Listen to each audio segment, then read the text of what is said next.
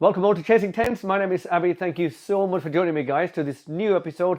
And you've guessed it right, this is the episode 2 of the suspension stuff. So we did the front forks in the last episode. This is about the rear shock. It's the Öhlins TTX GP. I'm here with Matt and Gareth from TBR Performance, just outside Swindon in lovely countryside Hungerford with some thatched building and everything, not far from us. So I love coming here.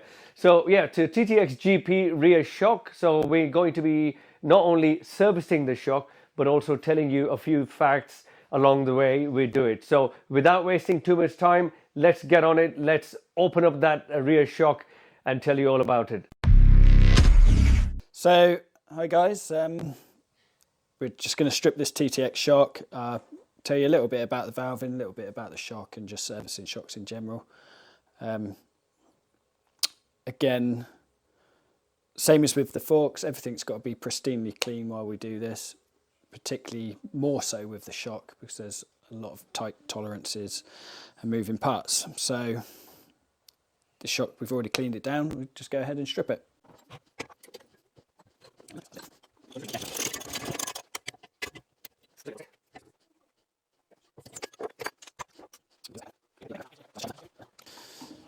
Right, so the first thing you've got to do before working on any shock is release the gas pressure, otherwise you are going to get covered in oil.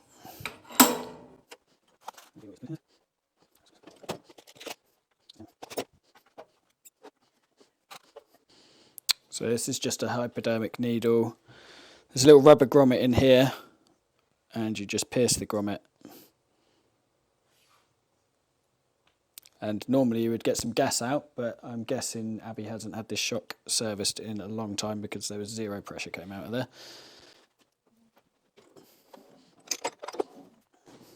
Really, there was nothing there? Nothing. So your tyre wear should improve. So shocks are pressurised to stop air bubbles forming when the pressure changes as the piston moves in and out.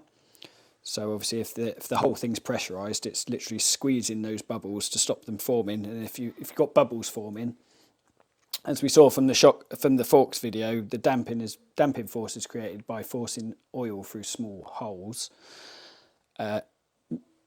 So if it's foamy and there's bubbles, obviously there's no force created and you don't get the correct damping force. This leads to things like poor tyre wear and just generally poor handling of the bike.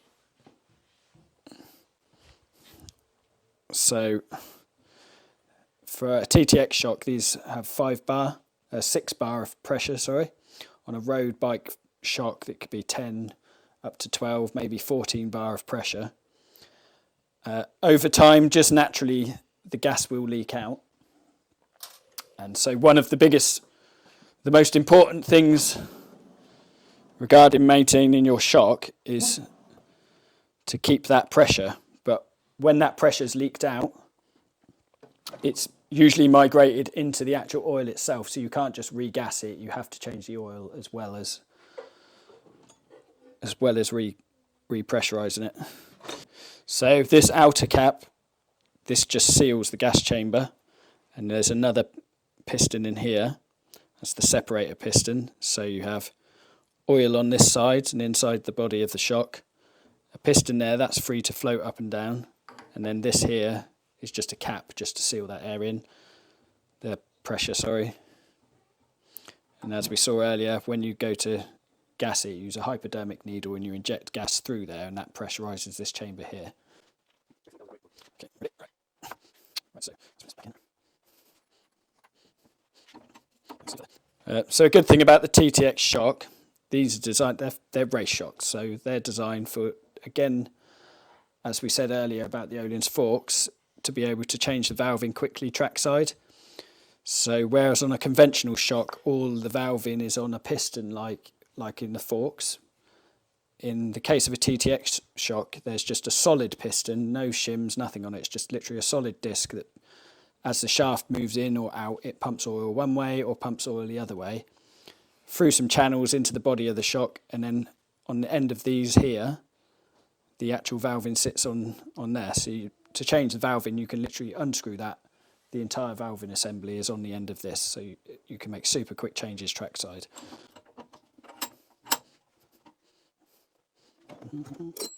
Oh, size is that? Pretty big, isn't it?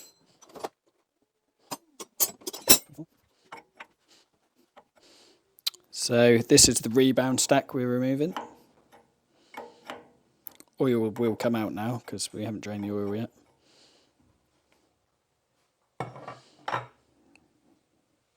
Again, we're stripping this shock, so I'm not bothered about the oil coming out. If we were doing it trackside, you could hold it level and no oil would come out. I'll just do that now to show you.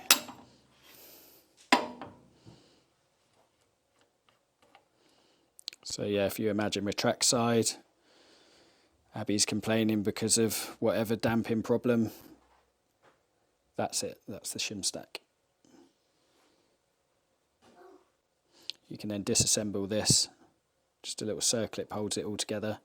Change your shim stack, change your damping curve, whack it all back in, repressurize it, and you're good to go.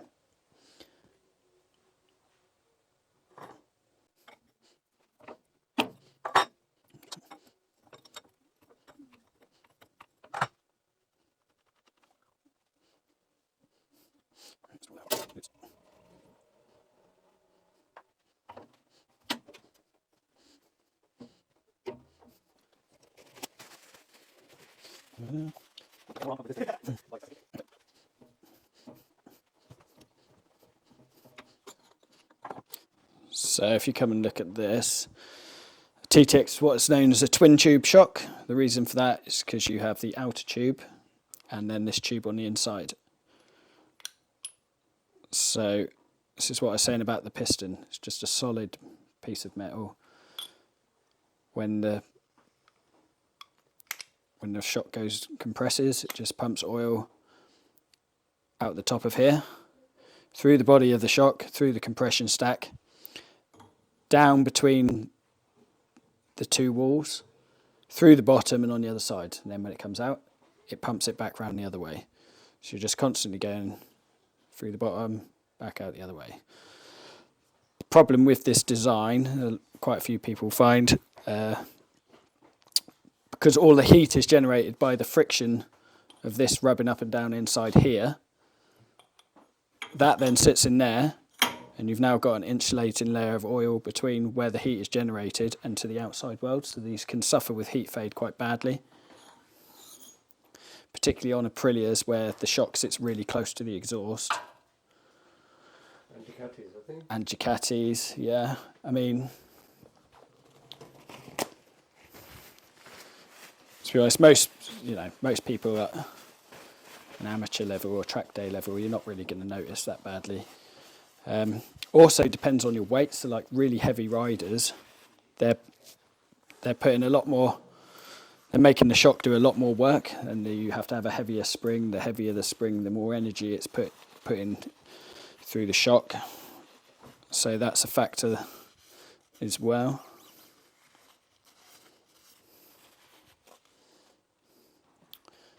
But yeah, dead simple, dead straightforward to service. You don't have to get tons of shims everywhere. We'll just leave that body there for a second. So the other main component is basically when you're servicing it, you just change all the seals to make sure it holds its pressure, it holds its oil.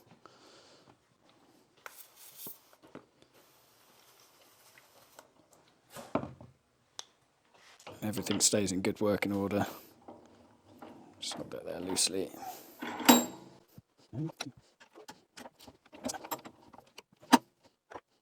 Just going to take this off so we can get, this is the seal head, so it holds the seal that seals the inside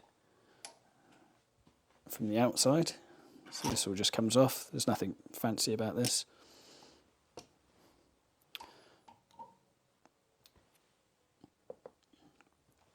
And then we have the seal head here.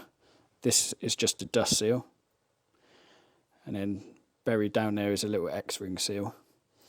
I'll just find a new one to show you. So just like on a bike chain, it's the same sort of seal, it's an X-ring seal.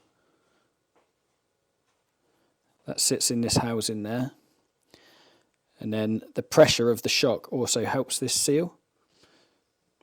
it pushes the seal, it tries to push the seal outwards. So if you think if the shaft's sitting on here, you've got pressure pushing that way.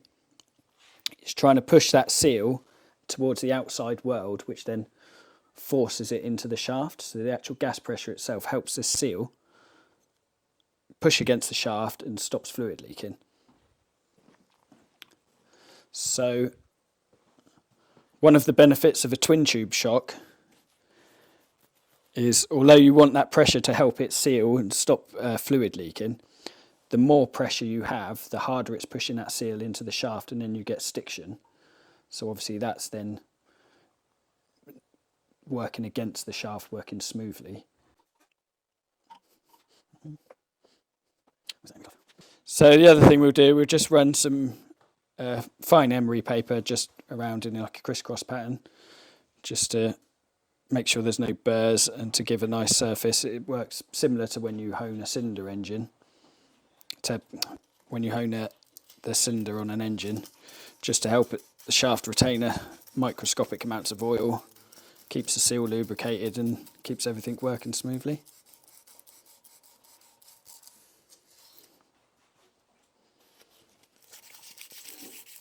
Also any burrs or anything, it will take those off.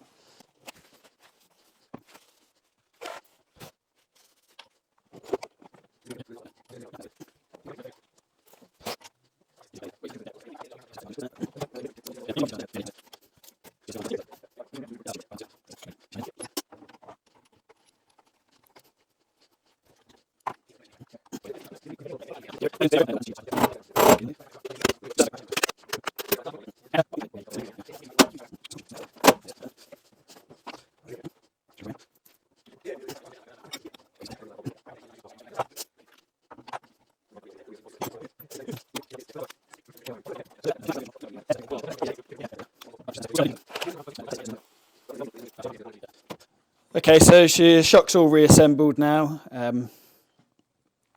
don't know if you guys noticed earlier when we poured the oil out, the oil was actually pretty clean, which is usual for shocks really. Even if they've gone a long time, the oil doesn't really get dirty, but it breaks down, so it loses its viscosity and just goes really watery and just loses its effectiveness and doesn't do the job properly anymore. Also, not so much on TTX shocks because they start at a lower gas pressure, but particularly road shocks and some shocks, we saw earlier, it's got this piston in this shock, but in other shocks there's like a rubber bladder. If you think like a balloon, when you leave it pressurized, eventually that air leaks out because the rubber's actually porous. So on those shocks in particular, the gas goes from the gas chamber into the oil, and when you pour it out, it comes out like cappuccino. It's just absolutely terrible. Not so much on TTX. Abby was just mentioning earlier, so this is there's various levels of TTX shock. This is TTX GP. There's the standard TTX, and then the what you get as an OEM fitment on road bikes, which it's the same technology, but so the main differences between them, it's mostly the valving and these adjusters. You get a lot more adjustment on the race shocks. You get adjustable ride height, and that's about it really, but it really makes a difference to how it feels on track. So now this is all assembled, we're going to put it on the vacuum pump, bleed the air out of it and fill it up with oil, and then she's ready to go.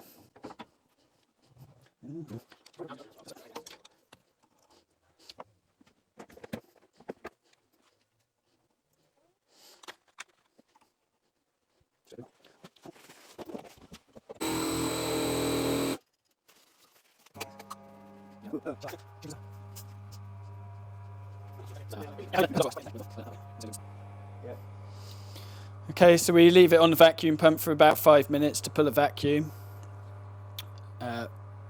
Then we switch over the machine. It will then pump fluid in under 2 bar of pressure and completely fill the shock with no air bubbles.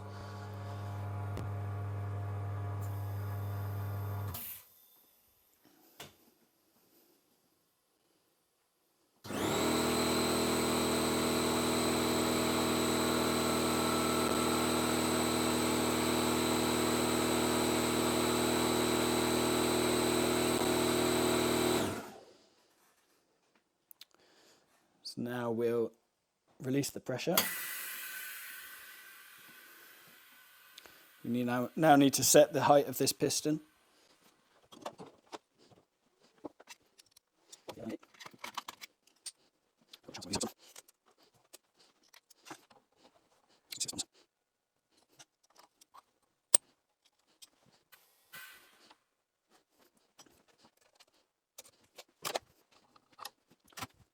Alright, so now you'll see when we disconnect this,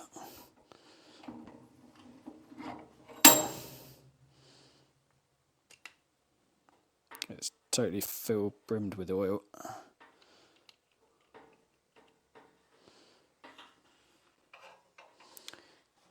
There she is. You can bleed these shocks by hand, but I don't recommend it. It takes a long time, and you never get a perfect bleed.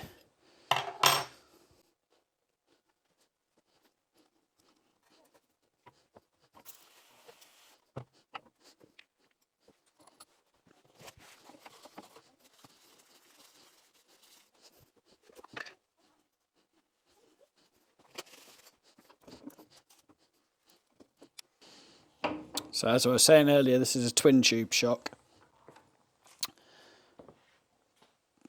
On a conventional shock, you have a piston here with shims either side of it, so oil is forced past those shims in either direction, and that causes a big pressure difference across the piston, and it's the pressure difference that causes the cavitation, those bubbles to form, which then stops the damping working effectively.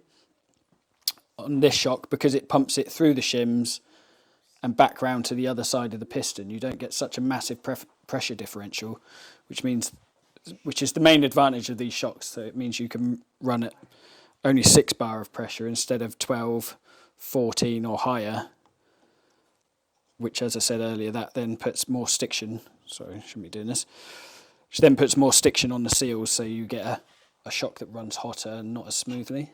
So that is the advantage of a twin tube shock. So then we add the gas and put the spring back on, and she's done. What gas is that? Nitrogen, pure nitrogen. So we now inject some gas up to 6 bar. Little gauge here tells me. That's it, she's done. Now we'll check this, make sure it's not leaking.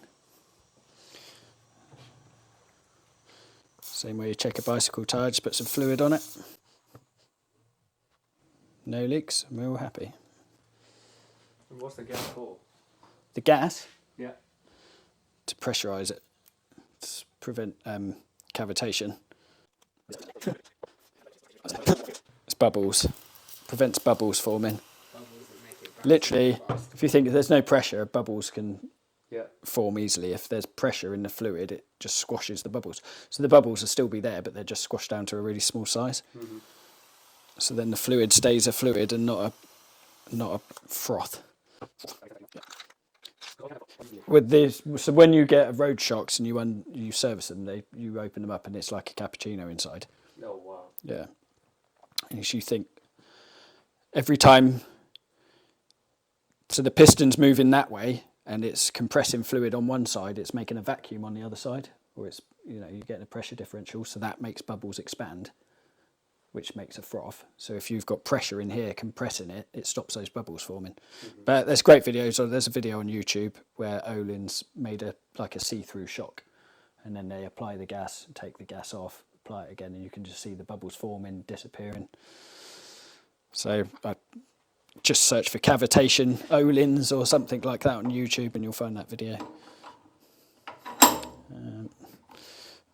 Let's give this one last clean, and then she's back together.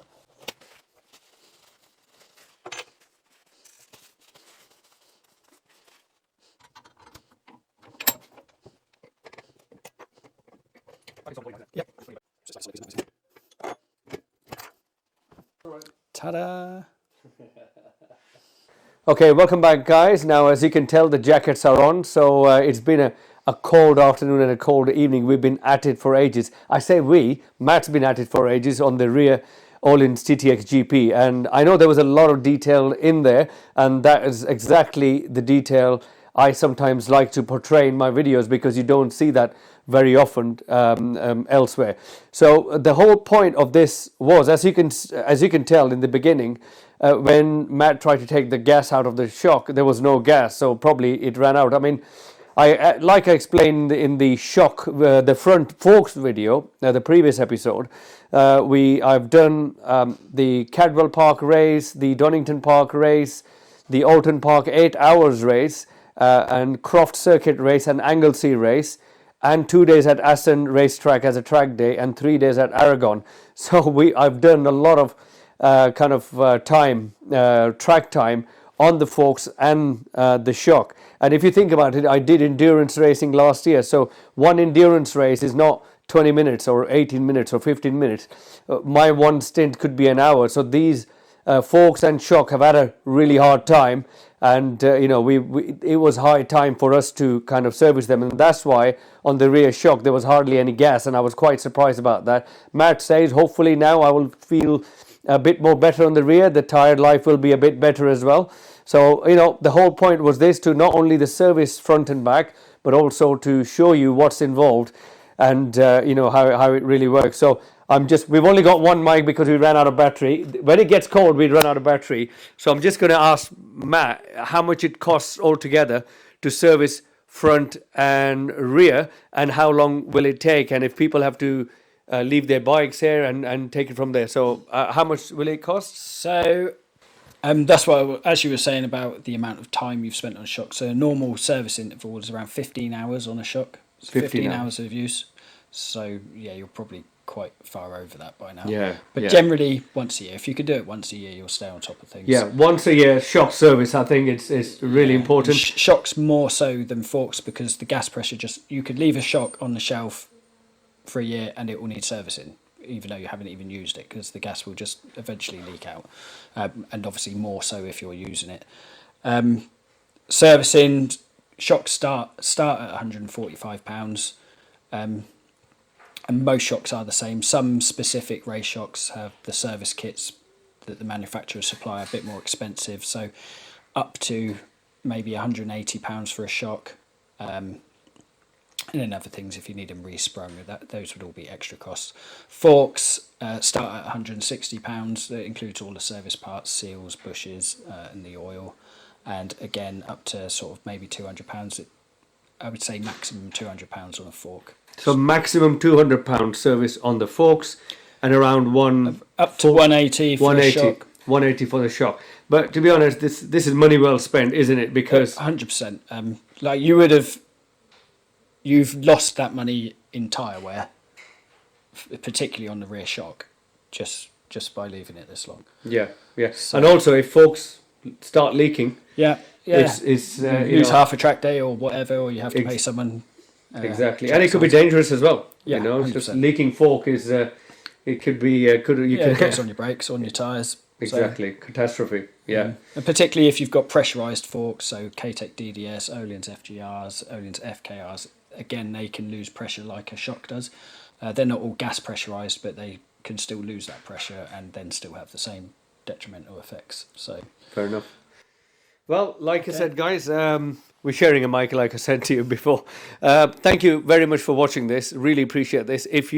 I'll leave some details in the description about TBR Performance and the whole kind of services they do. But do get in touch with them if you want to get your shock service, your front fork service, and we can't say with any more emphasis that front forks and rear shocks need to be serviced. I would say once a year. But thank you for watching. Look after yourself, guys. Take care. Goodbye.